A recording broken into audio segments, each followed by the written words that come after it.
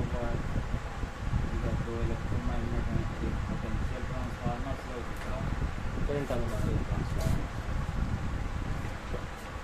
इसमें देखो normal condition में full force due to voltage element, voltage element कौन दे रहा है, ये वाला, ठीक है, ग्रेटर देन करंट एलिमेंट, मतलब इससे जो मिल रहा है फोर्स इसका जो है ज़्यादा है। जब फॉल्ट होती है प्रोटेक्टेड जोन में, फॉल्ट होगी तो वोल्टेज घटेगा और करंट क्या होगा, बढ़ेगी सर, करंट बढ़ जाएगी, फॉल्ट में करंट बढ़ती है, ठीक है। तो जब करंट बढ़ेगी तो पुलिंग फोर्स इसका क्या होगा, खिंचाव, पुलिंग फोर्स का मतलब खिंचाव, हाँ सर, खिंचाव कम होगा सर, ज़्यादा, इसका ज़्यादा हो जाएगा, इधर करंट बढ़ेगा तो ज़्यादा, हाँ करंट का बढ़ेगा ज़्यादा होता है, करंट का बढ़ेगा सर, करंट क्वांटिटी बढ़ गई, क्वांटिटी बढ़ गई तो खिंचाव भी फोर्स बढ़ गया, हाँ करंट बढ़ गया, ठीक है। तो जब फोर्स बढ़ेगा किससे, वोल्टेज से। अब इसको सिंपल भाषा में समझो कि यहाँ पे ये तो थ्योरी है, इसको पढ़ने के लिए जैसे मान लो नॉर्मल में ये देखो ये बीम लगी है और ये है, इसको बोलते हैं फल्क्रम, ये मूव कर सकता है, मतलब ये बीच में लगा हुआ है ना, ये मूव कर सकता है इधर या इधर, बैलेंस, ठीक है। अब अगर मान लें कि इधर का खिंचाव ज़्यादा है, इस साइड खिंचाव ज़्यादा है, तो यानी ये खिंचाव कब ज़्यादा होगा, जब वोल्टेज ज़्यादा हो जाएगा। ये किधर की ओर आएगा सर, ये वोल्टेज पीटी की ओर, बीम इधर की, बीम से जुड़ा हुआ है आर्मेचर, तो आर्मेचर अट्रैक्ट होगा किसकी ओर, पीटी की ओर सर, पोटेंशियल ट्रांसफार्मर की ओर होता है, और आर्मेचर से जुड़ा हुआ है ये ट्रिप वाइल, ठीक है। ये किधर की ओर आएगा, इधर पोटेंशियल की ओर आएगा, इधर की ओर जाएगा ना, तो ट्रिप क्या होगा, अलग ओपन ऊपर रहेगा, जाएगी, ठीक है ना। जब अब मान लेते हैं ये ज़्यादा हो गया, करंट ज़्यादा हो गया, हाँ करंट कब ज़्यादा होगी, तो शॉर्ट सर्किट हो गया सर, फॉल्ट होगी, करंट ज़्यादा होगा, तो आर्मेचर का ये वाला साइड ये सर इस पर ट्रिप हो जाएगा, इधर अट्रैक्ट जाएगा, अट्रैक्शन फोर्स इधर ज़्यादा हो ये गया, ज़्यादा हो जाएगा, ठीक है, और इधर कम हो जाएगा, तो जब इधर अट्रैक्शन होगा तो ये किधर की ओर जाएगा, क्लोज हो जाएगा सर, ये इधर की ओर मूव करेगा, तो ट्रिप जो है कॉन्टैक्ट बन जाएगा, ठीक है ना। इसी बेस पे ये कितने डिस्टेंस का एक रिले काम करता है। अब इसमें एक बीच में आया है सब इम्पीडेंस, ठीक है, इम्पीडेंस कहाँ से आ रहा है, पहले समझो। नॉर्मल कंडीशन में full force greater than current, मतलब वोल्टेज से मिलने वाला जो फोर्स है वो करंट से ज़्यादा है, उस समय रिले ओपन रहेगा, रिले उस समय ओपन रहेगा। जब फॉल्ट होगी तो वोल्टेज क्या होगा, कम हो जाएगा और करंट ज़्यादा हो जाएगा, तो उस समय करंट से जो मिलने वाला फोर्स है वो बढ़ेगा और वोल्टेज वाला जो है कम हो जाएगा, ठीक है। बीम जो है टिल्ट का मतलब झुक जाएगी, ठीक है। अब close the trip circuit, TILT, tilt का मतलब होता है झुकना, इसी ओर झुक रही है, इधर झुक रही है उधर कॉन्टैक्ट बनेगा, ठीक है। करंट का जो मतलब फोर्स है वो डिपेंड करता है ऑपरेटिंग करंट और वोल्टेज दोनों पे। अब मान लेते हैं कंडीशन क्या बनी, ट्रिप करने की कंडीशन क्या बन रही है, सर यहाँ वही है कि ट्रिप करने की कंडीशन क्या बन सब रही है, फॉल्ट जब होगा तभी तो ट्रिप होगी सर, हाँ फॉल्ट करंट होगा, एलिमेंट पर सर जो फोर्स लग रही है वो ज़्यादा हो, हाँ फोर्स उसके ज़्यादा जो करंट साइड जो एलिमेंट है उधर जो है जब ज़्यादा हो जाएगा करंट, सर खिंचाव उधर ज़्यादा हो जाएगा, यहाँ पे ये कंडीशन आ रही है, तो क्या चीज़ कम हो जाएगी, सर वोल्टेज कम हो जाएगी, वोल्टेज जो है लेस देन करंट, ठीक है। एक कांस्टेंट अगर माना जाए K1 और K2, K1 K2 क्या मतलब आ रहा है, क्योंकि यहाँ नंबर ऑफ टर्न है, वाइंडिंग टर्न है तो number of turn, K1 K2 भी लगाया गया है। अब अगर हम इसको इस तरह से लिखें V/I करते हैं, ये इधर ले लें, कांस्टेंट एक तरह ठीक है, इस तरह से आ गया। तो कंडीशन अभी भी वही है, पहली वाली ही बन रही है, हाँ वही करनी ठीक है, सिर्फ स्टेप बदल रहा है। अब स्क्वायर अगर हटाएंगे तो इधर आ जाएगा, अंडर रूट आ जाएगा, तो V/I आ गया यहाँ। और V/I को हम क्या लिखते हैं, आर या जेड R या Z ठीक है।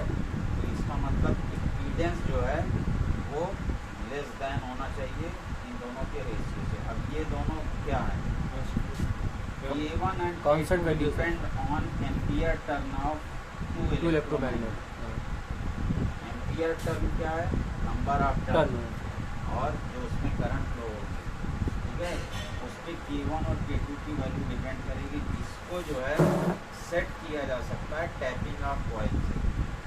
उसमें भी टैपिंग जो है चेंज करके हम K1 K2 एडजस्ट कर सकते हैं। तो सर इसमें भी टैपिंग है मतलब हाँ, ठीक है। तो ये हमारा कौन सा था, sir definite distance type relay. Impedance relay. Impedance सब क्यों आया, क्योंकि डिफरेंस है वोल्टेज और करंट वोल्टेज और करंट का जो है डिफरेंस है रेशियो आ रहा है, इसलिए इम्पीडेंस आया। काम कैसे करेगा, सर बैलेंस मतलब ये फोर्स का टीम लगी है, हाँ। ठीक है, और दो इलेक्ट्रोमैग्नेट है, जब फॉल्ट होगी तो करंट हाई होगी।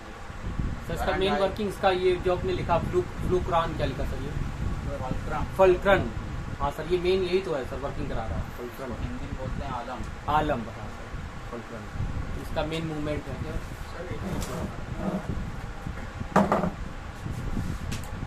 अगर इसमें सर अब ये थोड़ा सा बड़ा सर्किट है, इसमें जो एक पोर्शन ये लगा हुआ है induction type over current relay, तो पहले भी अभी पढ़ चुके हो। हाँ सर पढ़ चुके हैं अभी, ठीक है ना, कल ही बताएं। इसमें एक वोल्टेज रिस्ट्रेनिंग मैग्नेट भी लगा हुआ है, जो कि जुड़ा रहता है यहाँ पे फ्लिप सर्किट का जो कांटेक्ट है वहाँ से जुड़ा रहता है। यहाँ पे एक मतलब स्पिंडल लगा हुआ है, स्प्रिंग है, और ये यहाँ पे डिस्क लगी हुई है, ठीक है। अब इसमें काम कैसे हो रहा है, इसका नाम क्या है, टाइम डिस्टेंस इम्पीडेंस। तो ऑटोमेटिकली जो है ये एडजस्ट करता है ऑपरेटिंग टाइम, इसके हिसाब से distance of relay from the point of fault, ठीक है ना। ऑपरेटिंग टाइम ये अपना सेट करता है, कितने सेकंड में इसको ट्रिप करना है और कितनी डिस्टेंस है उसके हिसाब से, ठीक है। तो अगर इसके हिसाब से देखा जाए T is the operating time, ठीक है, इस पर डिपेंड कर रहा है ये वोल्टेज और करंट पे, यानी इम्पीडेंस पे, या इसको कह सकते हैं डिस्टेंस पे। तो अगर इसको इस तरह से देखें, T इस पे डिपेंड करने लगा, जेड पे और ये डिस्टेंस, ठीक है। डिस्टेंस बढ़ेगी, इम्पीडेंस बढ़ रहा है, इम्पीडेंस बढ़ेगा तो ऑपरेटिंग टाइम बढ़ेगा, ठीक है ना। ये इस तरह से चल रहा है। नॉर्मल कंडीशन में क्या होगा, इसमें वही पुलिंग फोर्स इसमें भी काम करती है। Pulling force of armature greater than induction element. Normal condition में ट्रिप ओपन सर्किट में रहेगा, ठीक है ना। कॉन्टैक्ट में इसमें पुलिंग फोर्स किस में लगेगा, है, पुलिंग फोर्स किस में लगेगा, पुलिंग फोर्स नॉर्मल कंडीशन में यहाँ आर्मेचर कहाँ पे है, आर्मेचर पे ही तो फोर्स लगेगा ना। इंडक्शन एलिमेंट, ये वाला पोर्शन तुम्हारा इंडक्शन एलिमेंट पूरा हो गया, क्योंकि इंडक्शन मीटर पढ़े होगे, मेजरमेंट में भी तुम लोगों ने पढ़ा होगा। अरे ब्लू वाली में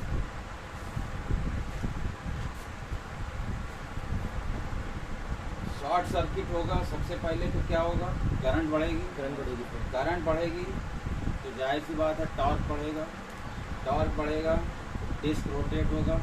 डिस्क रोटेट किस पे करेगी, रोटेशन जो है उसकी स्पीड वो किस पे डिपेंड करेगी, ऑपरेटिंग करंट। अगर करंट हाई हो रही है तो स्पीड क्या होगी, हाई होगी सर। हीट भी हाई हो जाएगी ना। स्पीड हाई होगी। अब अगर टॉर्क स्पीड हाई हो रहा है, इस पोर्शन पे तो टॉर्क लग ही रहा है, ये टॉर्क जो है कहाँ पे और काम ऑन करेगा? स्प्रिंग, ऑन स्प्रिंग सर कहाँ रहेगी? स्प्रिंग पे भी टॉर्क काम करेगा, समझो इसको। कनेक्ट है उसी से। हाँ कनेक्ट है ना सब, ये देख रहे हो सब पूरा सिस्टम। तो स्प्रिंग पे भी टॉर्क काम करेगा, उससे क्या होगा? आर्मेचर अट्रैक्ट होगा सर। अट्रैक्ट होगा, आर्मेचर अट्रैक्ट होगा तो कांटेक्ट क्या होंगे? कनेक्टेड होंगे sir. Connect with the trip circuit. ये कांटेक्ट जो है, ये कांटेक्ट है, इधर की ओर अट्रैक्ट होना चाहिए, इधर की ओर इसको फोर्स मिलना चाहिए कि कनेक्ट है, डिफॉल्ट कंडीशन। यहाँ वोल्टेज रिस्ट्रेनिंग मैग्नेट लगा है, मतलब ये रिस्ट्रेनिंग का मतलब होता है एक तरह का खिंचाव।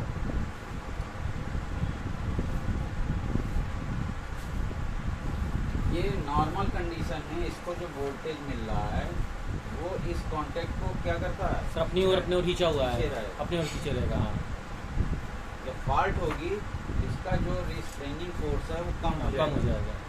ये किधर की ओर भागेगा? ट्रिप टू सर्किट की ओर। ट्रिप सर्किट मेक कर देगा। ठीक है, सिंपल सा इसको समझिए, ये इसका रोल यहाँ पे यही है, ये इसको अपनी तरफ खींचे रहेगा, बाकी सब पोर्शन पड़ चुके हैं। तो सर टाइम प्रोसेस इसमें कैसे हुआ, मतलब यहाँ पे लिखा हुआ है ना, operating time according to distance of relay from the point of fault. Operating time किस पे डिपेंड कर रहा है? इम्पीडेंस पे सर, ठीक है। और किस पे डिपेंड कर रहा है? डिस्क पे सर। डिस्टेंस। अच्छा डिस्टेंस। डिस्टेंस बढ़ेगा मान लेते हैं तो लाइन लेंथ बढ़ जाएगी, लाइन लेंथ बढ़ेगी तो पूरा इंडक्टेंस सब में काउंट होगा कि नहीं होगा? इंडक्टेंस काउंट होता जाएगा ना सब में, बढ़ता जाएगा। लेंथ भाई ट्रांसमिशन लाइन में क्या रहता है? सर इंडक्टेंस भी है, R capacitor. L, R L. हाँ sir R L R L sir रहता है, ठीक है। पैरामीटर बने नहीं हाँ रहते हैं, हाँ सर। तो एल बढ़ता जाएगा तो क्या होगा? इम्पीडेंस आर एल बढ़ेंगे तो इम्पीडेंस बढ़ेगा। हाँ सर ठीक है, आर एल बढ़ेगा तो इम्पीडेंस बढ़ेगी। इम्पीडेंस कब बढ़ेगा? डिस्टेंस बढ़ेगा, डिस्टेंस बढ़ेगी। तो सर यहाँ करंट की फ्लो की डिस्टेंस से बढ़ाई जा रही है क्या इस वर्किंग प्रोसेस में? जो करंट फ्लो की जो डायरेक्शन है बढ़ाई नहीं जा रही हाँ है, सर। सिर्फ शॉर्ट सर्किट पे। शॉर्ट सर्किट अगर होगा तो करंट का मान ऑटोमेटिक बढ़ जाएगा, बढ़ जाएगा। इससे मतलब नहीं हम थोड़ी ना बढ़ा रहे हैं। नहीं सर, रिले का काम क्या है? रिले का काम क्या है? सर डिटेक्ट करना, डिटेक्टर है वो बस। पोटेंशियल ट्रांसफार्मर नहीं वर्क करेगा, वोल्टेज रिस्ट्रेनिंग तो स्पाइरल स्प्रिंग जो कंपनी मतलब अपने तरफ खींच लेगा उससे हाँ? सर्किट कांटेक्ट होने के लिए ट्रिप सर्किट की तरफ मूव हो जाएगा। हाँ क्या पूछ रहे हो, समझ नहीं आ रहा। मैं ये बोला वोल्टेज रिस्ट्रेनिंग जो मैग्नेट जब मतलब कि फॉल्ट होगा तो नहीं तो करेगा, काम तो करेगा लेकिन इसका खिंचाव कम हो जाएगा। टेंशन प्रेशर कम हो तो जाएगा। स्पाइरल स्प्रिंग के जरिए इधर आ जाएगा। हाँ ये उधर चला जाएगा। तो सर ये प्रोसेस ऑटोमेटिकली हो जाएगा। हाँ ये नहीं ये कांटेक्ट बनेगा तभी तो उसमें ट्रिप पे हाँ, जाएगा ना हाँ। सिग्नल। मतलब वही पूछना चाहिए कैसे कॉन्टेक्ट बनेगा। और तो कोई तरीका है नहीं। यहाँ पे स्प्रिंग लगी हुई है, हाँ। स्प्रिंग इसको खींचेगी इधर। अब आते हैं डिफरेंशियल रिले। डिफरेंशियल का मतलब क्या होता है? अंतर सर, बढ़ना। हाँ नहीं बढ़ना कहाँ होता नहीं अंतर ही होता है। अच्छा डिफरेंशिएट करो।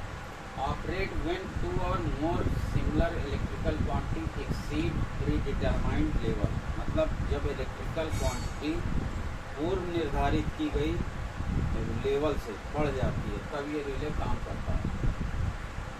जैसे कोई सिस्टम है जिसमें ये करंट I1 क्या है?